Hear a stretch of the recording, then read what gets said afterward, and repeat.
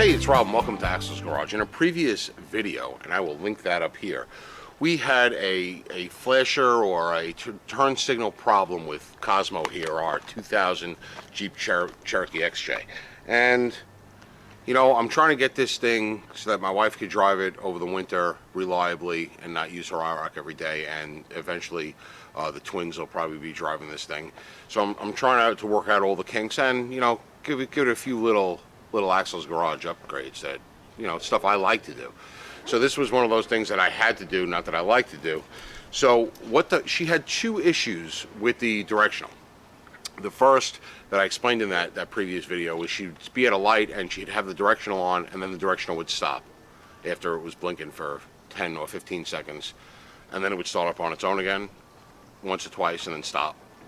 And I had never really experienced that before on a vehicle. Usually it worked or it didn't work. All the bulbs were good. So we narrowed it down to either a turn signal switch or a flasher. So we were going to do an LED upgrade, which we did a video on, and we had to replace the flasher for the LED upgrade. So I had another flasher. So I knew I had to replace the flasher anyway, so I figured that was a good time to replace the flasher and see if the flasher was in fact the problem. And it was. So here's the original flasher, okay, and it looks like probably the original for this vehicle, so it's 20 years old.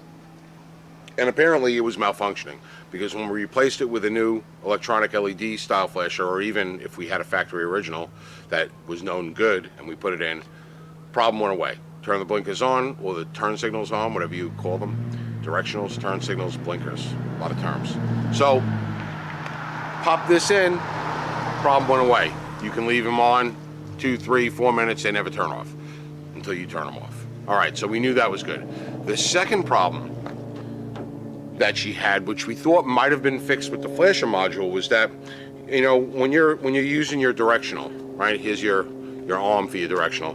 You know, you want to make a turn, you go like that, and then the turn signal's going, and then when you make the turn, the wheel turns back again, and it cancels it and puts it back in the middle. You want to turn the other way, same thing. Once you turn the wheel will cancel it, and that's done through the clock spring. There's a tab on the clock spring that hits this tab that cancels it and puts it back in the middle. But there's also that circumstance where you just change in lanes and you don't want to actually click it all the way on, and you just give a little up, right? And the directional will go on, and when you let go, it comes back down to middle, right? For changing lanes, everybody's done this. Everybody knows. Well, not everybody, because I have seen some people that don't do that. But that's just that little up without it actually clicking all the way on, where you have to turn the wheel to cancel it, right? Okay, when my wife did that, every once in a while when she let go, it didn't completely shut off. You heard the flasher flashing very fast, but there was no turn signals or directionals blinking on the vehicle. And until she wiggled this a little bit, it would go away. And we didn't know whether that flasher fix was going to do anything, so we waited till today. It was yesterday that I actually did that repair and made the video. In my time, I don't know when this video is going to go up, so it wasn't yesterday in your time. So today we actually went for a ride. We didn't just go for a ride. We had something to do, so we took this vehicle. And I said, every time I change lanes, I'm not going to click it all the way up or down. I'm just going to do this whenever I can to see if, right, a little bit, like that, and see what happens. And sure enough, it was doing it. It was hanging. For some reason, it doesn't click all the way off. So that makes the flasher go crazy. The lights aren't flashing, but you're hearing the flasher flash. So I have a feeling it's this, which is the turn signal switch. It controls the turn signal, your hazard, and your brights or your high beam, depending on where you're from, what you say. Let me see if I can replicate the problem. This is the one that I had on the shelf from Amanda's TJ that we're going to see if this fits in this vehicle. And let me just see if I can simulate the problem for you. All right, I don't know whether I hit it coming in, but if you could hear that real fast clicking, there's no lights blinking right now. There's no indicator on the dash blinking, but the flash is going like crazy. And now I touch it and it stops.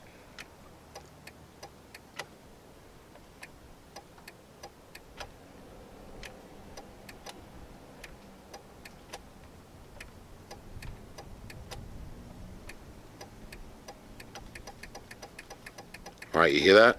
Let me move the camera in just to see if I can replicate. I don't know if you can hear it.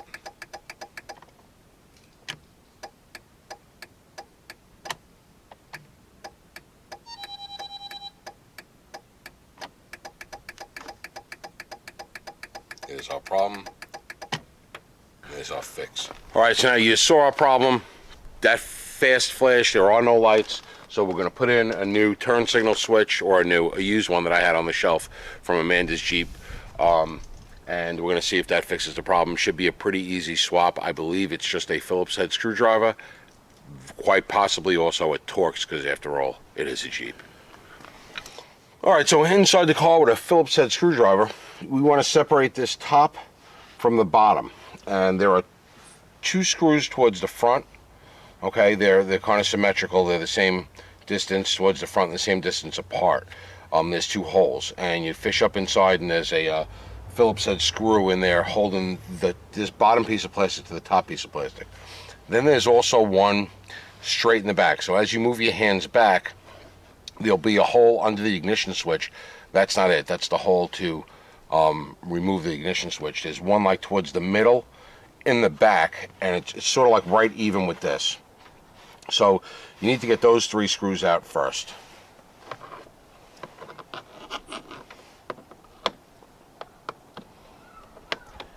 And you got to fish up in there. Sometimes it's a little tough to find the screw head. Once you get on it, you know you're on it, and then you just need to fish up in there and pull it down. All right, so the 2 screws here actually stood in this plastic housing. They didn't fall out. The middle one in the back is all the way back there. That still looks like they're like a coarse thread screw that goes into plastic with a Phillips head. All right, so now, different than the TJ, I've never done this on an XJ, but there's this rubber gasket that sort of goes around the steering column, and it's got a little like connection in the middle on the bottom, and it's very self-explanatory, the connection. You reach down there and you can pull the 2 pieces of rubber apart. They slide into each other, and once you do that, it makes some room for this that sort of holds it on up top too. So when you, all right, so that rubber bezel on the back is really holding it, so it looks like we're going to have to take this bottom panel off. So the bottom panel, all right, has got 2 clips, spring clips that hold it in up top, but it's got 3 screws across the bottom.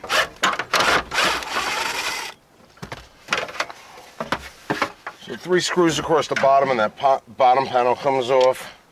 And just to make it easier, there's 2 screws for the metal plate that's behind it, both Phillips head. Right, and then this plate hinges down and comes off like that. Now you can see that rubber boot, which connects right in the middle here through a little, it just kind of slides together like that. You can see the groove goes into the groove.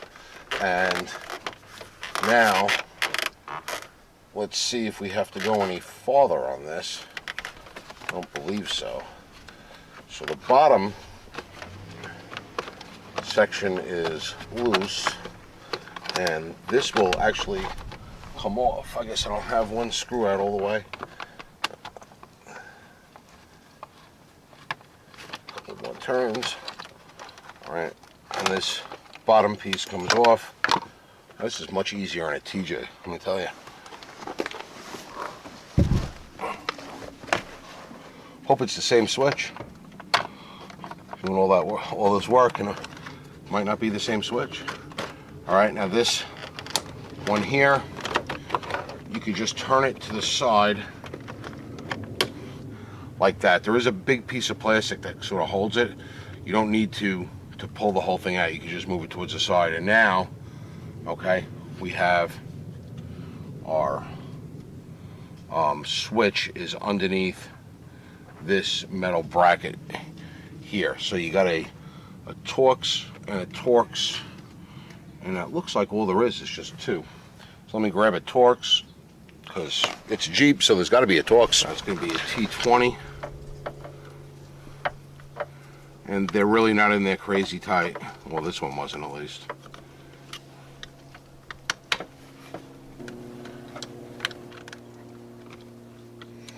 Right, 2 T20s. And this will slide over. Okay, and then up over the arm. This is that bracket. That T20's got a little, one of those little hat washers that holds it in place on that second screw there.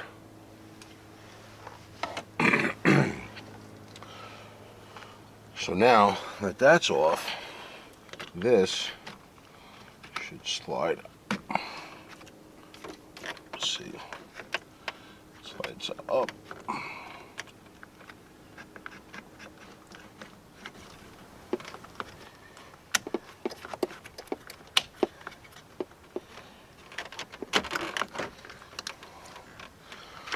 Alright, so I was able to wiggle a little bit, as you saw.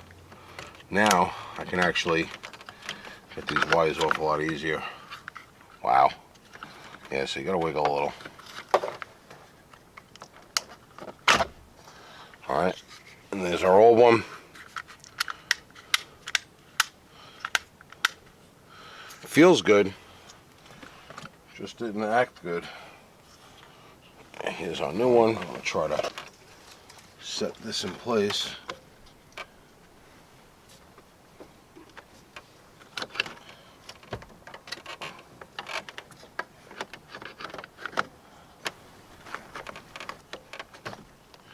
we go. All right. So now it's sitting in place.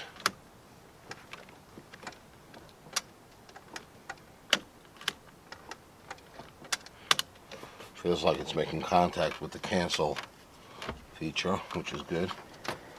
Now let's see if we can get the wires in. So now before we put it together, if I can find what I did with the key, we can just test it and make sure it's okay. Get the key in, turn it on. I'm actually going to start the car up, so that I could, first I'll, okay, we're good there. Good there.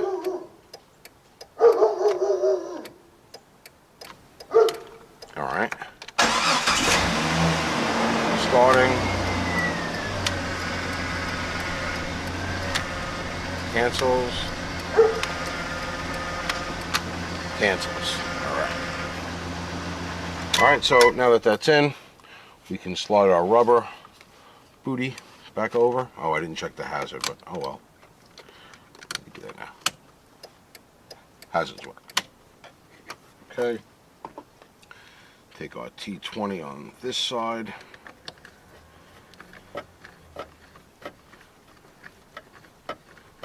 Spin it down.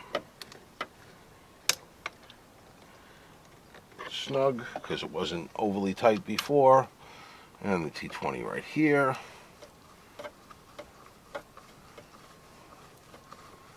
Alright. Just snug. Okay, and now we can try to fish this cover back up and around without cracking any plastic. Get it around the tilt wheel lever, and you want it under this rubber boot. Okay, and that seems like it's in place. We take our bottom cover, putting these screws back in, and the same thing, we're going to put the 3 screws in, and then we're going to fix up that bottom boot.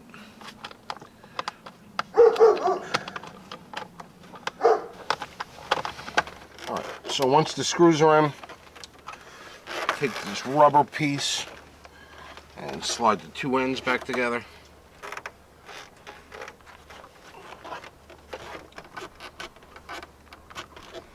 Which I can't do without getting down there and looking at it. Ugh. So bottom plate slides in.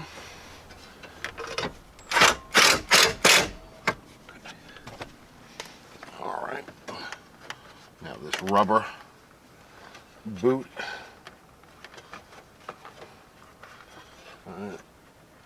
Goes on the outside of the metal. Just like that. Plastic panel, which just screws on the bottom and clips on the top. And we can clip it to sandwich the rubber in between the plastic and the rubber like that. And we clip it in like that so that you don't see that edge of the rubber here. You only see the clasp in the middle where it joins. And then you pop your screws back in the bottom, which should be 3 Phillips head screws. Alright, so I didn't have to buy one because I had one on the shelf from Amanda's TJ. Turned out to be the same one, which I thought it was. It's a pretty basic switch. It's not the multifunction, or what they call a multifunction. But I'll put a link to one of these in the description just in case you need to buy one. I will hold on to this one because it actually does work. So as opposed to a switch that completely went bad and we needed to put it in because we had to use the car, we could use this in a pinch. It just has that little hiccup in it, which is no big deal because it does work. It was just annoying more than anything else. But now baby mama should be happy driving. She can do this and it won't stay on. It was a little bit more involved than the TJ, that big rubber boot the TJ doesn't have, or it didn't have, and it was easy to get it to screws. This one was more of a fight.